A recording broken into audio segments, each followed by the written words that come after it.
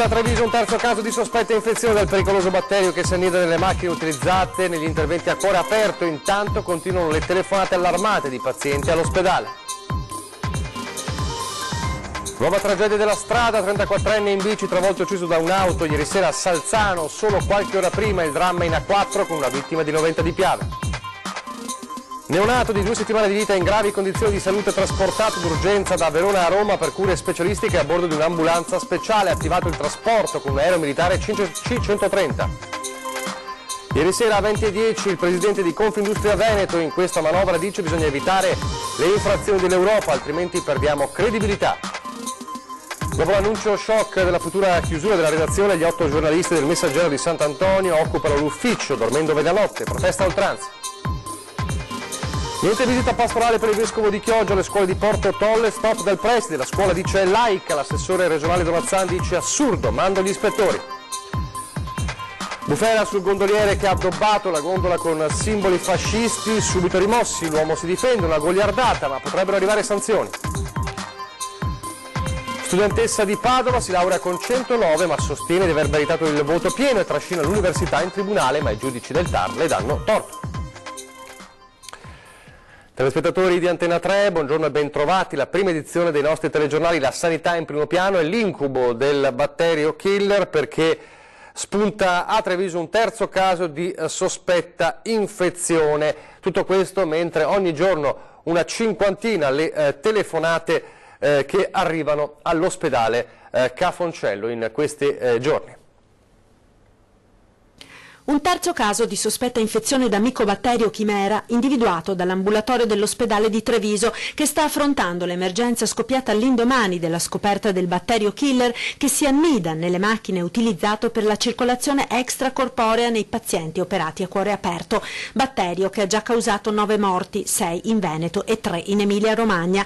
Il tempo di incubazione della malattia è molto lungo, di qui la decisione del richiamo di 10.000 pazienti operati al cuore in Veneto tra gennaio 2010 e dicembre 2017, oltre all'istituzione di una vera e propria task force che sta gestendo tutti i casi di persone che dopo l'intervento manifestano sintomi sospetti. Il terzo caso riscontrato a Treviso è appunto quello di una paziente che ha manifestato febbre, spossatezza, perdita di peso. Accertato che non si tratta di altre patologie, ora il team di esperti l'ha sottoposto alle indagini per la ricerca del batterio. I risultati si avranno a gennaio. Nel frattempo all'ospedale di Treviso arrivano in media una cinquantina di telefonate al giorno di pazienti che dopo l'intervento al cuore temono di avere contratto la pericolosa infezione. Tutti, assicura la direzione dell'ospedale, vengono seguiti da vicino dal personale sanitario per fugare paure o, se necessario, procedere agli accertamenti. Ancora tragedie della strada, ieri sera abbiamo raccontato del tremendo schianto in A4, una vittima di 90 di Piave, poche ore dopo un'altra tragedia, stavolta a Salzano, ci racconta quanto accaduto Tiziana Bolognani. Tiziana. Sì, buongiorno a voi da Venezia, di un'altra tragedia della strada che vi parliamo questa mattina. A perdere la vita a Salzano un operaio di 34 anni originario del Bangladesh, travolto da un'auto in via Circonvallazione mentre era in sella alla sua bicicletta. L'incidente è accaduto poco prima delle 22 all'altezza dell'incrocio con via Piemonte. L'uomo alla guida dell'auto, una Fiat Punto, è un 43enne di Zelarino che non avrebbe visto il ciclista e che ora è indagato per omicidio stradale. Il 34enne in seguito all'urto è finito in un fossato e nonostante le pratiche rianimatorie eseguite dai soccorritori del SUEM arrivati tempestivamente, per lo sfortunato operaio non c'è stato nulla da fare. La dinamica dell'incidente viene ricostruita in queste ore dai carabinieri. Tra le probabili cause al vaglio anche la scarsa illuminazione della strada che in alcuni punti sarebbe completamente al buio. È tutto, a voi. Grazie Tiziana Bolognani, parliamo ancora di drammi sulle strade con una sentenza particolare, risarcita anche la nipote non convivente per la morte del nonno in un incidente stradale. Questa sentenza è stata pronunciata al Tribunale di Treviso. Per il giudice, ai fini della risarcibilità, infatti, quel che rileva è la perdita di un affetto, non la coabitazione. Sentiamo. Il nonno era morto in un incidente stradale investito in bicicletta da un auto articolato. Ora l'assicurazione del mezzo pesante dovrà risarcire anche la nipote per la perdita del grande legame affettivo nonostante non coabitasse con il nonno. I fatti risalgono all'ottobre del 2010, quando un 62enne di Piombino Dese, mentre pedalava a Vedelago, venne travolto e ucciso da un tir condotto da un camionista tedesco. Le perizie hanno accertato una responsabilità del 60% del ciclista che aveva attraversato improvvisamente la strada e del 40% dell'autista che viaggiava a 78 km/h con un limite dei 50. Il camionista ha patteggiato la pena di 10 mesi. L'assicurazione ha versato degli acconti a titolo risarcitorio alla famiglia del 62enne, che però continua la causa per avere il giusto risarcimento anche per la nipotina dell'uomo, indennizzo che la compagnia non vuole pagare in quanto la giovane non conviveva con il 62enne. Si è andati in tribunale, alla fine il giudice ha dato ragione ai familiari dell'uomo, accogliendo anche la richiesta della nipote. La sentenza, pur non disconoscendo che per la Cassazione è necessaria la convivenza tra familiari per ottenere il risarcimento, sussiste un legame affettivo e parentale la cui solidità e permanenza non possono ritenersi minori solo perché ricorrano circostanze diverse dalla coabitazione. Insomma, per il giudice, ai fini della risarcibilità, quel che rileva è la perdita di un affetto, non la coabitazione. Intorno alle 4 di questa mattina un neonato di solo 2 settimane di vita in gravi condizioni di salute è stato trasportato con la massima urgenza da un aereo militare da Verona a Roma per ricevere cure specialistiche presso l'ospedale Bambino Gesù. Il piccolo era ricoverato presso la terapia intensiva a Borgo Trento e necessitava di essere trasportato a bordo di un'ambulanza speciale extracorporeal membrane oxygenation, motivo per il quale il trasporto è stato effettuato da un C-130 della 46esima Brigata Aerea di Pisa, velivolo in grado di imbarcare anche questo mezzo sanitario. Il volo ambulanza, uno dei servizi che l'aeronautica militare assicura a favore della collettività, necessita della massima tempestività e di un apparato attivo 365 giorni all'anno. Adesso l'economia, la manovra e il giudizio degli imprenditori sulla manovra. Ieri sera a 20:10 il presidente di Confindustria Veneto Matteo Zoppas e tutte le sue perplessità. Sentiamo un estratto della trasmissione di ieri. In questa manovra io non credo che vogliano andare fino allo scontro finale con l'Europa, anche se ci siamo di fatto, perché io credo che alla fine la manovra di infrazione bisogna evitarla assolutamente, altrimenti perdiamo credibilità, perdiamo consistenza, perdiamo concretezza, insomma non possiamo uscire così. E poi quando parliamo di credibilità io credo che ci sia anche un appello che deve essere fatto e che abbiamo già fatto, che è quello del rispetto delle istituzioni. La dichiarazione di Salvini l'altro giorno in risposta a Boccia, io penso agli operai, insomma questo. Poi in realtà da questo territorio, oggi il Movimento dei Sindaci, il governatore Luca Zaia che difende l'impresa, il lato produttivo, no? Questo genera una lettura interessante anche all'interno della Lega, ma questo insomma era... Ma guardi, io in merito a questo me lo chiedono sempre. No, noi non abbiamo mai avuto problemi né col governatore, si è sempre dimostrato vicino a noi imprenditori, ma se diamo una lettura più ampia a livello nazionale c'è un contratto dal quale non possono uscire, esatto. E nel contratto naturalmente c'è anche un rispetto reciproco. Io posso capire che a una manifestazione come quella che c'è stata, dove il 65% del mondo produttivo italiano che è rappresentato, non è che non li rappresentiamo, ci pagano per rappresentarli, quindi c'è di fatto una rappresentanza. Io non credo che non possa essere data una risposta che sia di difesa del contratto. Gli uffici del Messaggero di Sant'Antonio occupati dai giornalisti licenziati dai frati minori conventuali della Basilica del Santo. Hanno dormito in redazione, deciso di darsi il turno per proseguire l'occupazione fino a quando qualcuno non darà loro le garanzie di poter continuare a lavorare. È iniziata da ieri la mobilitazione degli 8 giornalisti del Messaggero di Sant'Antonio, il mensile dei frati della Basilica, che in mattinata, come abbiamo raccontato nel nostro telegiornale, avevano ricevuto la notizia della chiusura della redazione a far data dal 14 gennaio. I frati hanno spiegato che la decisione è stata presa per motivi economici, hanno anche detto che le pubblicazioni continueranno, anche se non è ancora ben chiaro chi scriverà il giornale. In sostegno della mobilitazione oggi arriverà da Roma il presidente della Federazione Nazionale della Stampa Italiana, Beppe Giulietti. Quindi la protesta che continua a Padova da parte dei giornalisti del Messaggero di Sant'Antonio. E poi c'è invece un allarme, tutt'altro fronte, quello dei trasportatori di Confartigianato Marca Trevigiana, è allarme perché mancano camionisti. Tutti i camion che c'erano a casa di scorta, quelli sono rimasti fermi, non abbiamo trovato autisti che possano mettersi al lavoro in questo periodo. Cercasi camionisti, sono almeno 300 gli autisti di mezzi pesanti che mancano nella Marca per far fronte all'impennata di ordini coincidente con il periodo natalizio, ma anche nel resto dell'anno non va meglio. Le imprese dell'autotrasporto sarebbero pronte ad assumere subito, ma autisti professionisti non se ne trovano, e se un tempo spesso la patente per guidare i camion si prendeva facendo il servizio militare, ora i costi ed il tempo necessari disincentivano i giovani. Se un ragazzetto di 18 anni volesse partire dall'inizio e farsi tutte le patenti, deve fare di teoria 630 ore.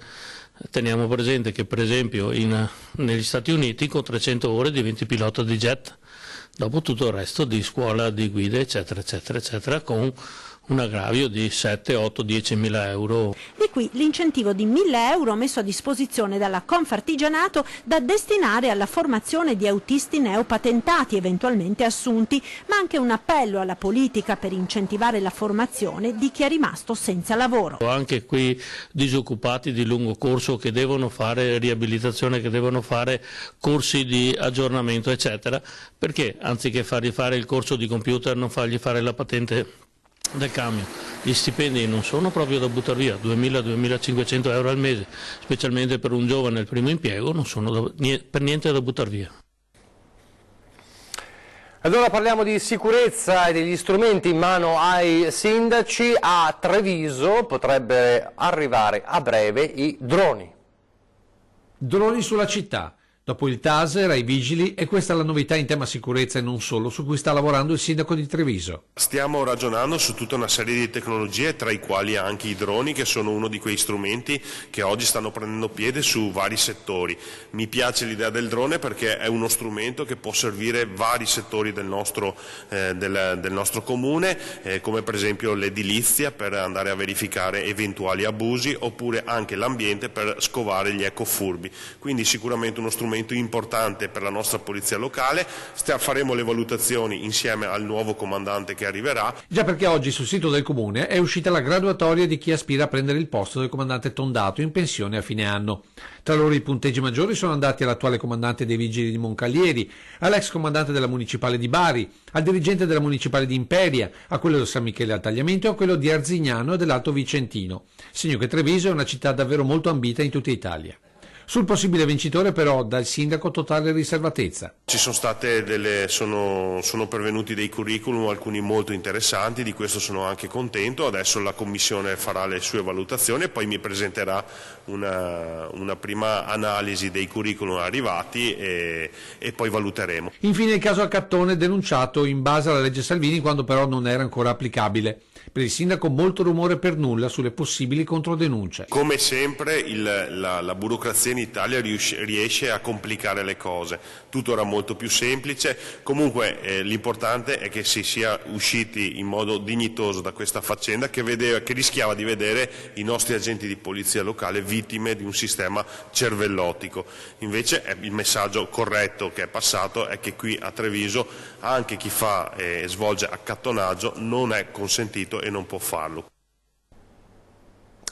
Scuola, politica, tradizioni, è periodo di polemiche. Abbiamo raccontato in questi giorni le polemiche ad esempio sui presepi a scuola. A Porto Tolle il dirigente scolastico delle scuole Fabio Cusin nega al vescovo di Chioggia, Monsignor Adriano Tessarollo, la visita pastorale nelle scuole, motivando il fatto che la scuola è laica. Ne nasce ovviamente una polemica politica molto forte. La reazione più importante è arrivata dall'assessore regionale all'istruzione Dorazzan, che ha definito la scelta del dirigente scolastico assurda, figlia di un laicismo estremo, e che per questo ha annunciato di voler mandare gli ispettori a scuola, anche se il dirigente scolastico ha difeso la sua scelta appunto parlando della laicità della scuola. Polemiche ovviamente destinate a continuare e passare appunto dalla questione culturale e scolastica a quella politica. E poi ci sono le altre polemiche invece che riguardano il ritorno dei simboli fascisti, come quelli che sono apparsi su una gondola a Venezia, scatenando ovviamente il putiferio dal web, ma non solo. Ci racconta cosa è accaduto da Venezia il nostro Tommaso Stoppa. Buongiorno da Venezia, dove ha fatto il giro del web ed era inevitabile la foto di una gondola addobbata con cuscini con il profilo del Duce, un fascio littorio e il simbolo della 10ª MAS ben visibile a prua. Si tratta della gondola di Roberto Siebessi, in arte Gambe, il Pope in servizio al Bauer, prima in riva del Carbon. Per lui si tratta di una goliardata, di una foto che aveva fatto per pochi intimi, però questa foto ha avuto invece una diffusione ben diversa da quella che lui si aspettava e ha suscitato le inevitabili polemiche. Per prima cosa c'è da dire che questa gondola non c'è più, è già stata fatta rimuovere dal direttivo dei gondolieri e si prevedono anche punizioni per questo gondoliere in termini di sospensione per alcuni giorni dal lavoro. Si tratta di un fatto grave, ha detto il presidente dei bancali Andrea Balbi, perché la gondola nei secoli non ha mai avuto un colore politico, ha una storia ben diversa e non deve avere nulla a che fare con questo. Durissima anche la reazione dell'ANPI, l'associazione dei partigiani, non sono affatto goliardate, dice il presidente della sezione 7 Martiri Gianluigi Placella, sono cose che non vanno minimizzate, le istituzioni di fronte a questi fatti devono prendere posizione ricordando i principi antifascisti di cui è permeata la Costituzione italiana. Sui social i commenti vanno dall'indignazione all'ironia più pesante. Per il momento è tutto, ma ci saranno sicuramente altri aggiornamenti su questa vicenda. Grazie a Tommaso Stoppa. Di polemica in polemica, questa però è la polemica finita poi nelle aule di tribunale di una di 28enne padovana, studentessa di lingue che si è laureata a Padova con il punteggio di 109 su 110, ma ha contestato il voto perché è convinta di meritare il voto massimo, il 110, una studentessa di lingue. Per questo ha trascinato l'Università di Padova fino in tribunale. La vicenda infatti è finita nelle aule del TAR di Venezia, chiamato a dirimere la vicenda di questa studentessa padovana che però si è vista rigettare la sua esigenza, la sua richiesta. Infatti i giudici hanno dato ragione alla Università di Padova. Adesso pochissimi istanti di pubblicità.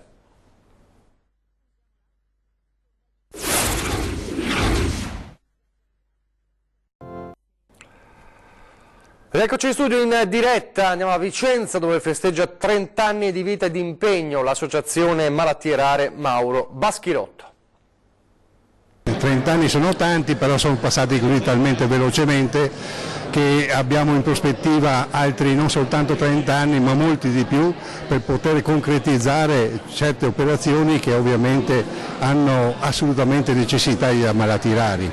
Compie 30 anni l'associazione che ha dedicato la propria vita alle malattie rare. Era il lontano 1988 quando Giuseppe ed Anna Baschirotto, un anno dopo la morte del figlio sedicenne Mauro, dopo una lunga malattia per una rara e grave forma autoimmunitaria di origine genetica, creavano l'associazione a lui dedicata perché purtroppo oggi, come allora, l'ammalato raro purtroppo si trova in una situazione di abbandono, totale abbandono del sistema sanitario, totale abbandono del sistema sociale. E generalmente è sempre la famiglia che praticamente deve gestire in prima persona praticamente la situazione. 8.000 le malattie rare conosciute, caratterizzate da difficoltà diagnostiche e terapeutiche, a volte insormontabili. In questi anni l'associazione ha dato vita all'Istituto Malattie Rare a Costozza di Longare per la diagnosi, terapia, riabilitazione e ricerca, e anche alla realizzazione del progetto strategico di cura della malattia neurodegenerativa dei bambini, la leucodistrofia metacromatica, con la terapia genica, ma la strada è ancora lunga. Il nostro viaggio tra i presepi e andiamo a vedere il presepe realizzato in una scuola dell'infanzia a Paese nella Marca trevigiana.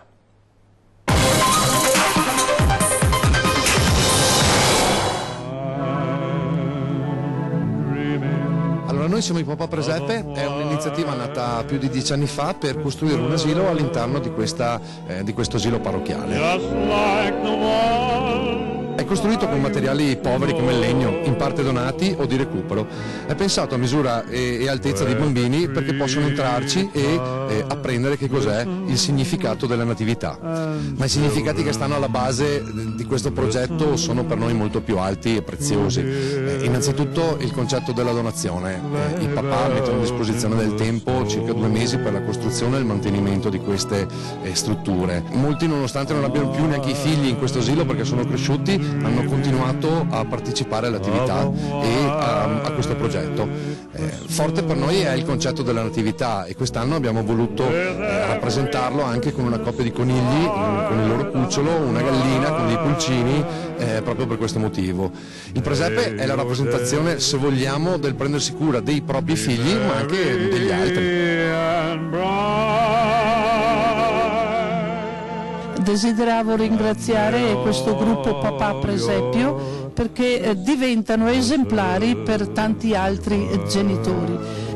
Desidero anche ringraziare Antenna 3 per il servizio che fa e anche per augurare a tutte le famiglie un sereno e santo Natale.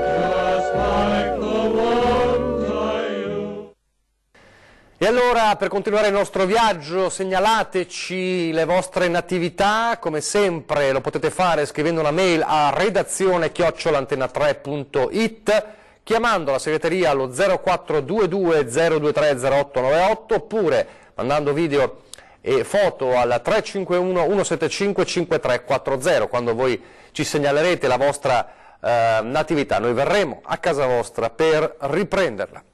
Siamo in chiusura, vi ricordo alle 13 fra pochissimo si parla di sanità con l'ULSS 5 Polesana, come funziona la riabilitazione. Ne parleremo con Maurizio Zambelli, direttore dell'unità operativa complessa medicina fisica e riabilitazione dell'ULSS 5 Polesana e con Edgardo Contato, direttore sanitario dell'ULSS 5 Polesana. Questa sera invece a 20:10 il tema è l'agricoltura, le sfide del 2019 per un settore così importante per il Veneto, con Giorgio Polegato, presidente di Coldiretti Treviso, e Antonio Maria Ciri, direttore di Coldiretti Treviso. È tutto, vi lascio alle previsioni del tempo, grazie per averci seguito. Arrivederci.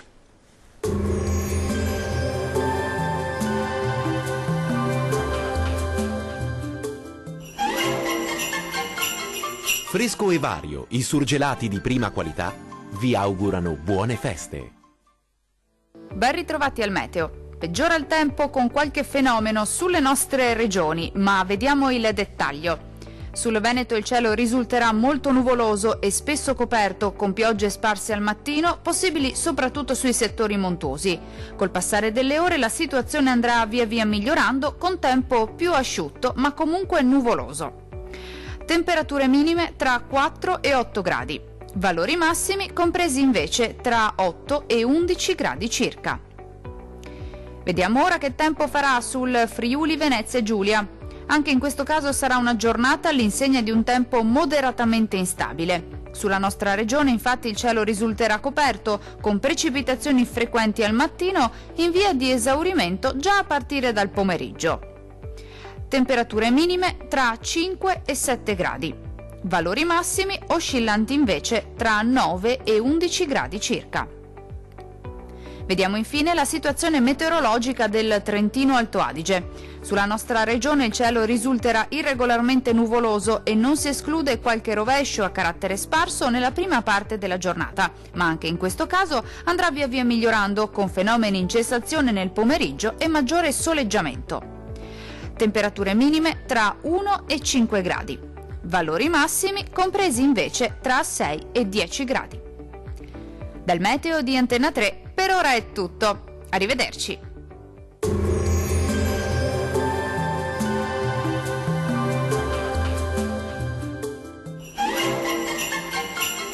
Fresco e Vario, i surgelati di prima qualità, vi augurano buone feste.